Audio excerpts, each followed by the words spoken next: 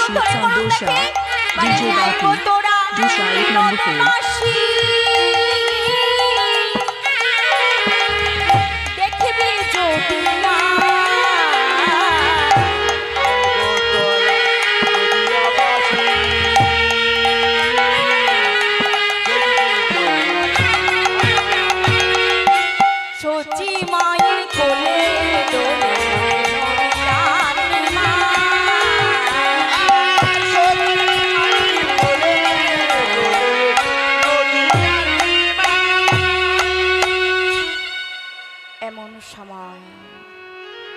বেশ কিছুদিন অতিবাহিত হয়ে গেল। হরিনাট্যশালাতে ওই কীর্তনশালাতে যখন আমার শ্রী চৈতন্য মহাপ্রভু যখন শ্রীবাস পণ্ডিতের আঙিনাতে কীর্তন করছেন, কীর্তনে আনন্দে আত্মহারা হয়ে গেলেন। এমতো সময় বারবার কে যেন দরজাতে করাঘাত করছে।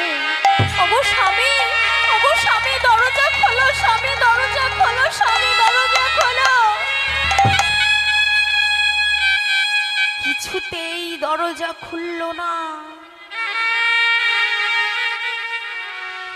অন্তর্যামী শ্রী ভগবানই আমার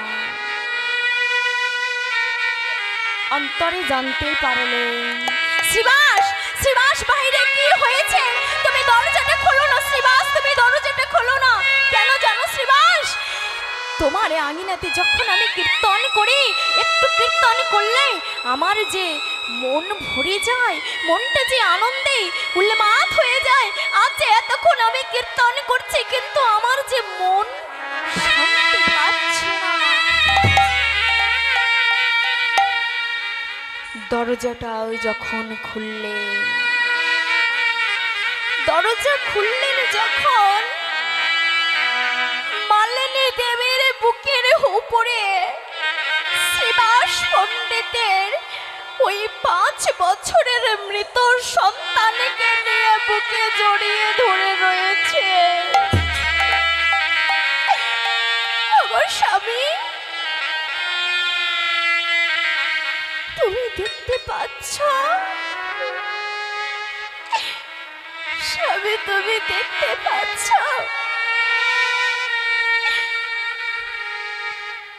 আমার ছোট্ট সন্তান তোমাকে দেখার জন্য, তোমাকে দেখার জন্য বারবার আমাকে বলছে, মা তুমি তুমি আমার বাবাকে একটু আসতে বলো, মা তুমি আমার বাবাকে একটু আসতে বলো। কিন্তু স্বামী গো, আমি আমি আমি বহুবার তোমাকে ডেকেছিলাম, কিন্তু তুমি দরজা খোলোনি। শ্রীবাস পণ্ডিত বললেন, শোনো মালিনী, সন্তান মারা গেছে, তোমার দুঃখ হয়েছে, কষ্ট হয়েছে, তবে মালিনী তোমার ওই কান্নার ধ্বনি, তোমার ওই কান্নার ধ্বনি আমার যেন শ্রী চৈতন্য মহাপ্রভুর কর্ণকুহরে না যায়। এখন তোমার সন্তান মারা গেছে, আর তুমিও জানবে কিছুক্ষণ পর তোমার স্বামীরও মৃত্যু ঘটবে।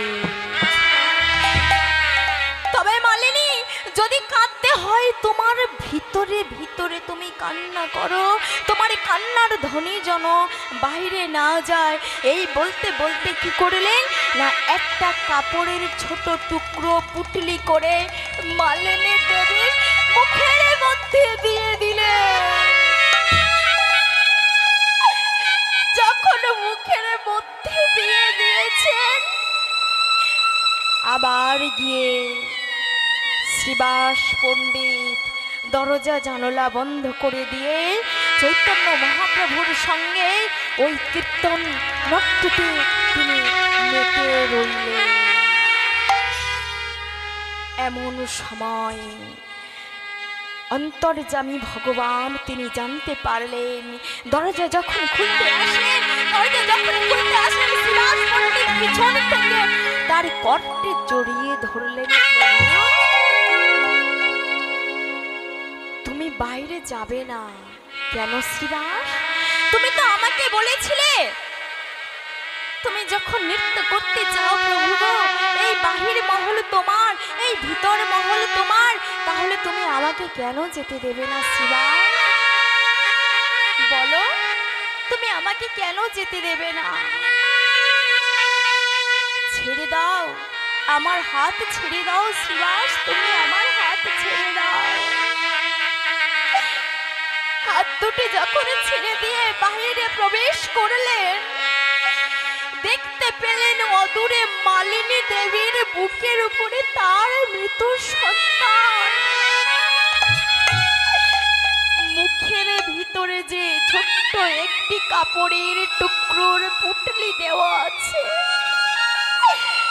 কথা বলতে পারছে না, শুধু শুধু একটাই শব্দ শুনতে পাচ্ছে। কি শব্দটা শুনতে পাচ্ছে? গো গো গো বলে কাঁদছে। চৈতন্য মহাপ্রভু গিয়ে আমার মালিনী দেবীর মুখে থেকে পুটলিটা সরিয়ে নিলেন। চৈতন্য দেবীর চরণ দুখানা জড়িয়ে ধরে মালিনী দেবী বলেছেন, সত্যই সত্যই যদি তুমি ভগবান হয়ে থাকো, সত্যই সত্যই যদি তুমি অন্তর্যামী শ্রী ভগবান হয়ে থাকো, তাহলে কি জানো, আমার মৃত সন্তানের জন্য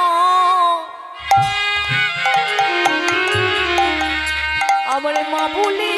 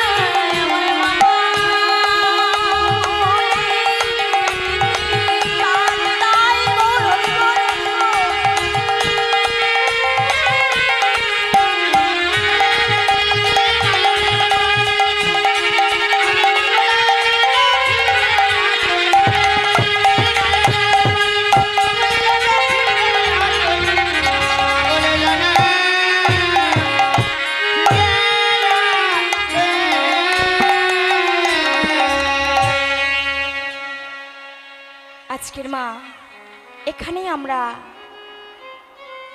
শ্রীবাস পণ্ডিতের সন্তানকে উজ্জীবিত করে দিলেন আমার শ্রী চৈতন্য মহাপ্রভু।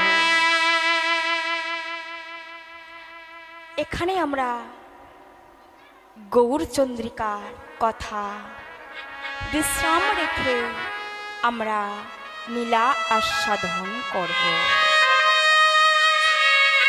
আজ যে নীলা আস্বাদন করব, সেই নীলার বিষয়বস্তু হল মহারাজ দাতা কর্ণ। ঈশ্বর পরম কৃষ্ণ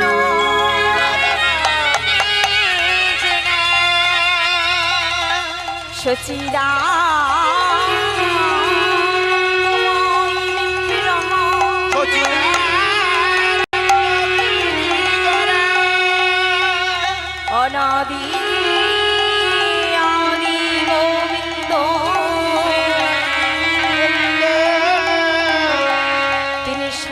কারণে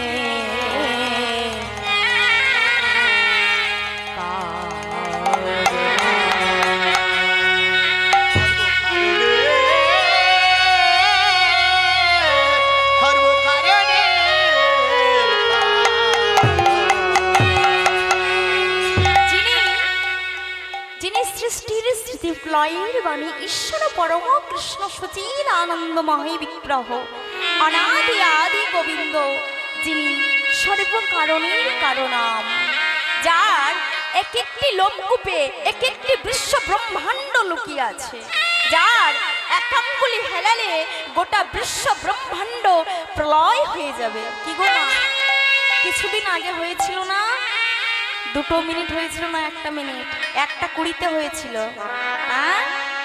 আর একটুখানি হলে পরে খেল খতম, তাই তো? তো যাই হোক, আজকে মাগো কি হলো, ওই কুন্তী যখন ভগবান দুর্বাসা মুনির বর প্রাপ্ত হলেন আর সূর্যদেবের ঔরসে কর্ণের জন্ম হলো।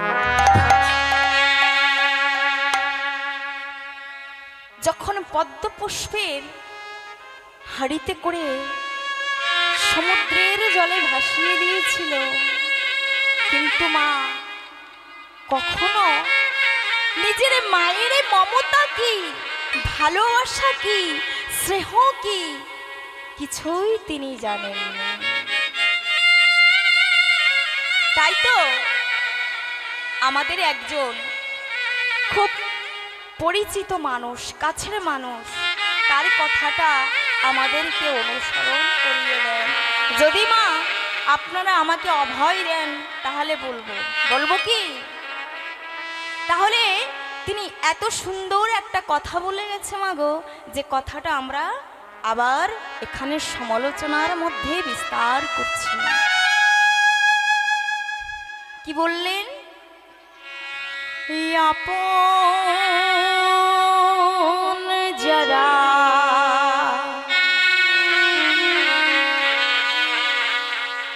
আপন যারা তারা আমার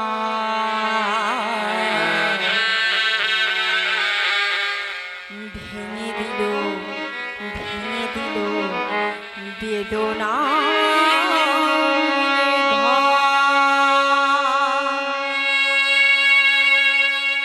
আপন যারা তারা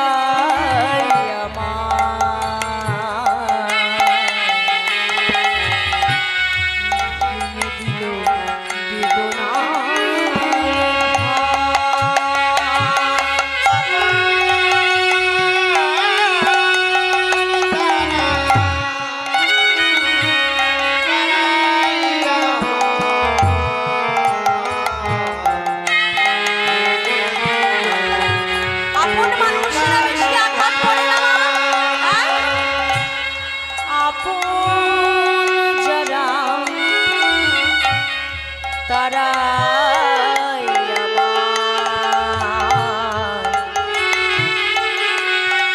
ভেঙে দিল বেদনা।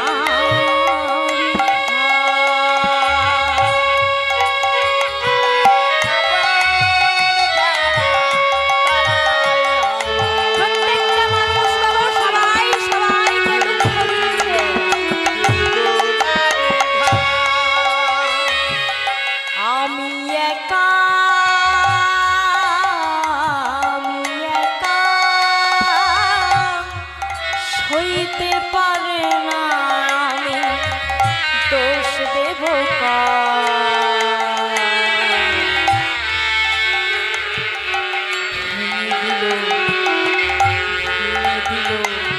বেদনা।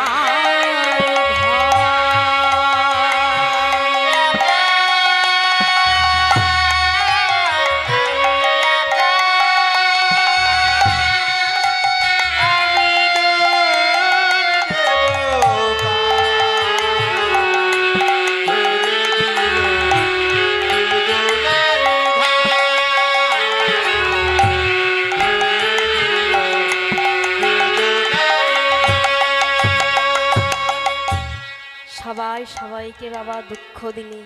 তাহলে বড় হলো কোথায়? না, বড় হলো অধীরথের কাছে। আর ভালোবাসা পেল কার? রাধে মার ভালোবাসা একটু একটু করে বড় হতে লাগলেন। আর যখন একটু একটু করে বড় হতে লাগলেন, কিন্তু তাকে কেউ প্রশ্রয় দিত না, কেউ আশ্রয় দিত না। কারণ সবাই তাকে চিনতেন কেমন ভাবে? সুতপুত্র বলে। সবাই তাকে নিচু জাতের ছেলে মনে করতেন। কিন্তু মাগো, একজন তাকে আশ্রয় দিয়েছিলেন, একজন তাকে আশ্রয় দিয়েছিলেন, যার নাম হলো ধৃতরাষ্ট্রপুত্র দুর্যোধন। দুর্যোধনের কাছে আশ্রয় পেয়েছে।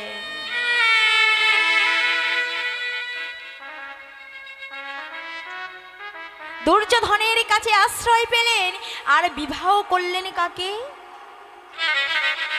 বিবাহ করলেন মা পদ্মাবতীকে। দান ধ্যান যজ্ঞ সবাইকে করলেন, সবাইকে দিলেন, কিন্তু তিনি দান যজ্ঞ ধানের সবচেয়ে দানী হয়েও তিনি অপরাধী হয়ে রইলেন ভগবান শ্রীকৃষ্ণের কাছে। তিনি দান অপরাধী হলেন। তাই তো বললেন, অতি দর্পে হত লঙ্কা, অতি মানেচ্চ কৌরবা, অতি দানে বলিবত স্বর্গ অন্তে গহীরিতম। বলিরাজকে বাবা বধ হতে হয়েছিল। স্বয়ং বিষ্ণু এসে কি করলেন? তার মস্তকে পা রাখলেন, তার মাথার উপর তার চরণ রাখলেন। আর এক চরণ দিলেন কোথায়? না মা ধরিত্রীতে। কি হলো? স্বর্গ অন্ত গহীরতম। তাই মহারাজ কর্ণ সামান্য কিছু দান করিয়া নিজ মনে মনে চিন্তা করছেন, আমার মতো দাতা, আমার মতো দানী এ জগতে আর কেহ নেই। দানী যদি হতে হয় আমিই দানী। তাহলে ভগবান তিনি স্থির করলেন যে আমাকে মহারাজ কর্ণের পরীক্ষা করতে যেতে হয়। তাই তিনি কেমন ভাবে আসলেন? আহ কর্ণকে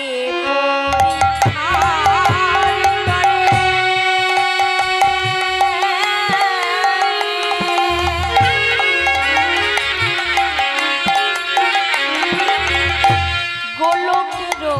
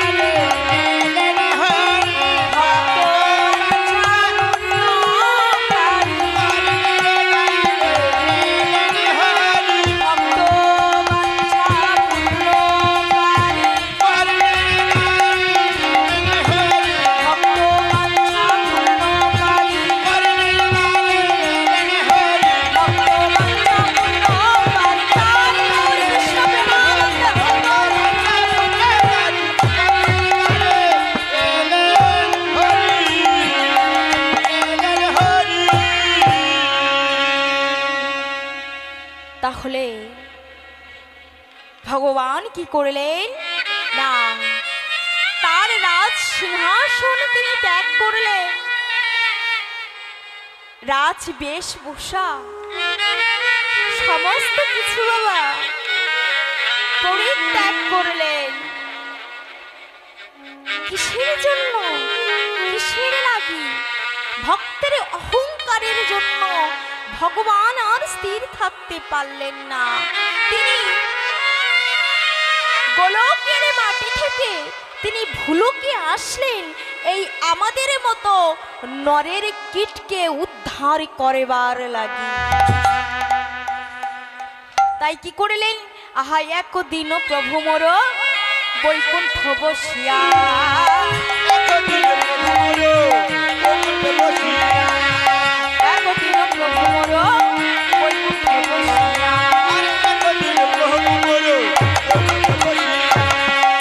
ছলনা করিয়া করণে মনেতে ভাবিয়া, ছলনা করিয়া করো মনেতে ভাবিয়া, ছলনা করিয়া করণে মনেতে আর ছলনা করিয়া করো মনেতে ভাবিয়া, যাব তোরে ছলিবারে, তোরে ছলিবারে, যাব তোরে ছলিবারে, তোরে ছলিবারে, যেথায় রাজা দান করে যাব তোরে ছলিবারে, কোথায় রাজা দান করে তোরে ছলিবারে, যেথায় রাজা দান করে যাব তোরে ছলিবারে।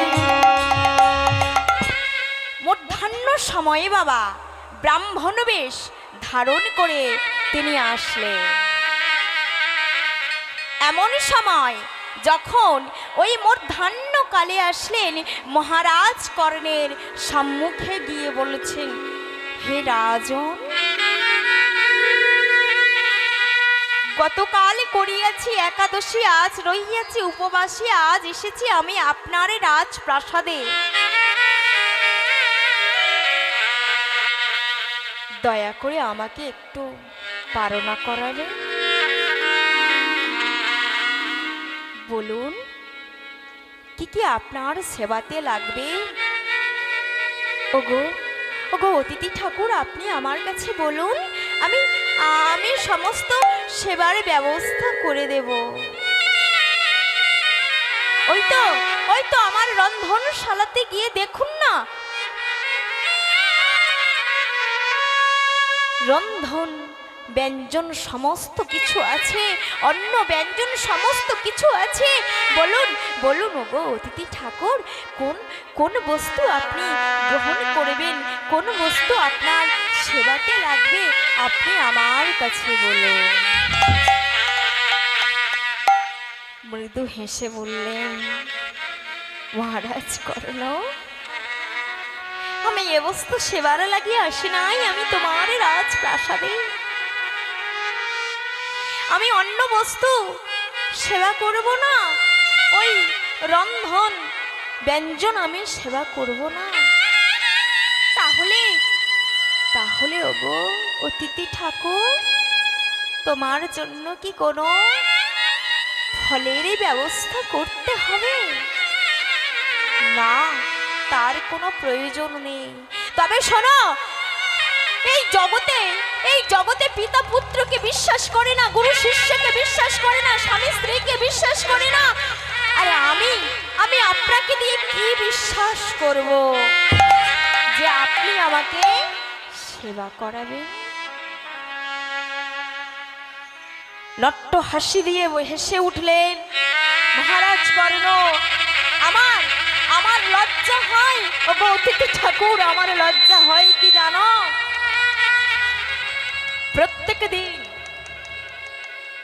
প্রত্যেক দিন আমার এই অতিথিশালাতে এসে কয়েক হাজার হাজার কত সাধু মনি ঋষি তারা সবাই সেবা পায়, আর আমি আপনার মতো একজন ব্রাহ্মণ ঠাকুরকে সেবা দিতে পারবো না। বেশ, এই যে আমি আপনার সঙ্গে ত্রিসত্য অঙ্গীকারে আবদ্ধিত হলাম, এই তো আকাশ বাতাস চন্দ্র সূর্যকে সবাইকে সাক্ষী রেখে আমি আপনার সঙ্গে ত্রিসত্য অঙ্গীকারে হলাম। আহা সত্য সত্য ত্রিসত্য,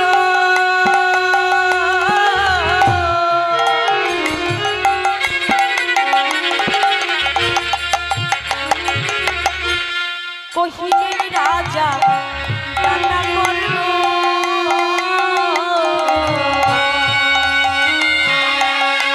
ছোট্ট ছোট্ট নীল ছোট্ট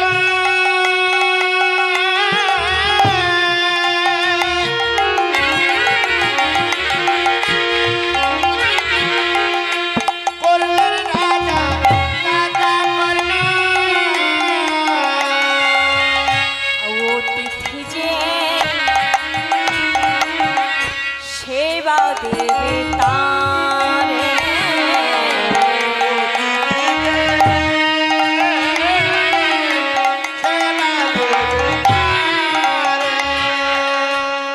এমন সময় বললেন এই যে আমি ত্রিসত্যই অঙ্গীকারে আবদ্ধিত হলাম।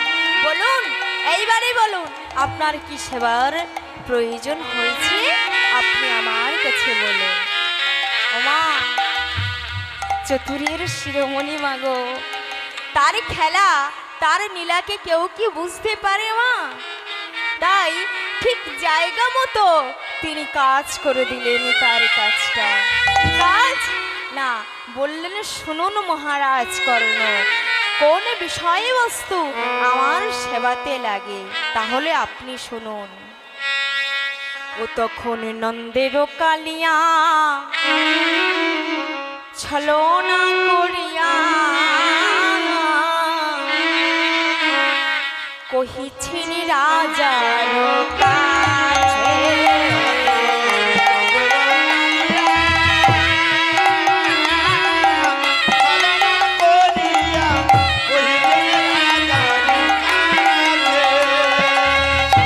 নন্দের কালিয়া ছলনা করিয়া কহিছে রাজার কাছে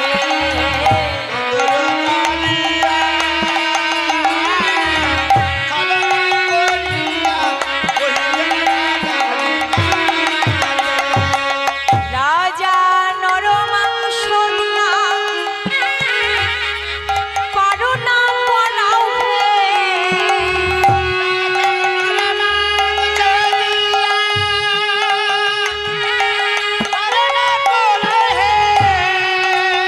ওই রাজা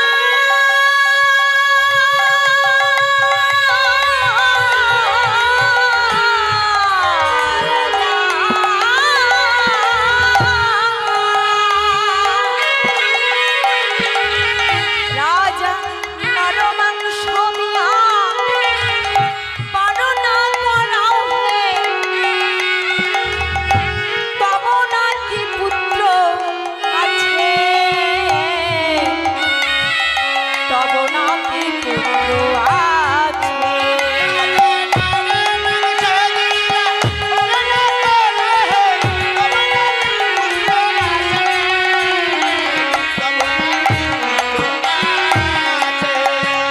তোমার বিশ্বকেতু নামে পুত্র আছে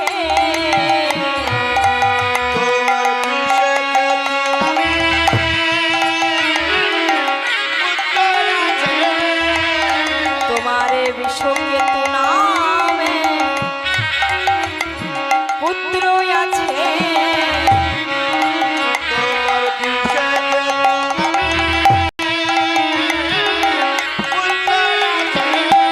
বলে কচি শিশুর কমল মাংস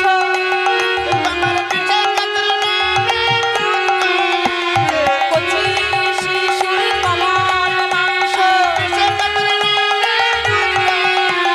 আরো তারে আমার কাছে দাও দাও তারে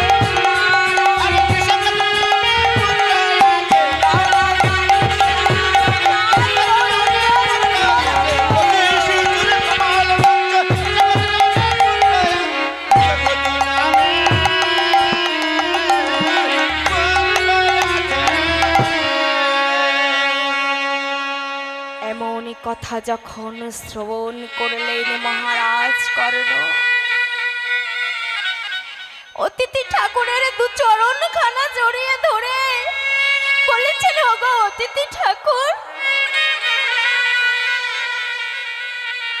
তোমার মনে কি মায়া দয়া স্নেহ বলে কিছু নেই? আমার একমাত্র সন্তান,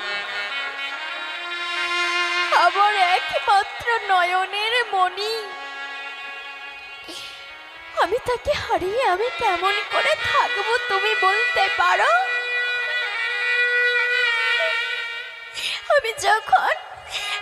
আমি যখন মৃগ শিকার করে যখন আমি আমার প্রাসাদে ফিরতাম, ছুটতে ছুটতে এসে বিশ্বকেতু আমাকে জড়িয়ে ধরে আমার আমার বদনে বদনে চুম্বন দিয়ে বলতো, পিতা ও পিতা, আমি আমি তোমাকে কতক্ষণ দেখিনি পিতা, চলো না চলো না, আমার মায়ের কাছে আমাকে নিয়ে চলো না। কে বলবে আমার? তুমি বলো না গো তিথি ঠাকুর। যখন চরণখানা জড়িয়ে ধরে অমন করে বলেছে, সঙ্গে সঙ্গে চরণখানা ছাড়িয়ে দিলে। আরে নিজ মনে মনে চিন্তা করছে যে এই কথা আমি বলে কি অপরাধ করেছি। শোনো মহারাজ, করে না, যখন তুমি সত্যই অঙ্গীকারে আবদ্ধিত হয়েছিলে, তখন তোমার এই কথা মনে ছিল না? তখন ভালোবাসা কোথায় ছিল, প্রেম কোথায় ছিল, স্নেহ কোথায় ছিল? এখন তুমি স্নেহ মায়া মমতা দেখাচ্ছ। তবে শোনো, সেবা আমাকে দিতে হবে না। আমি এই স্থান পরিত্যাগ করে চলে যাব। আর শোনো, যাওয়ার আগে আমি তোমাকে অভিশাপ দিয়ে যাব।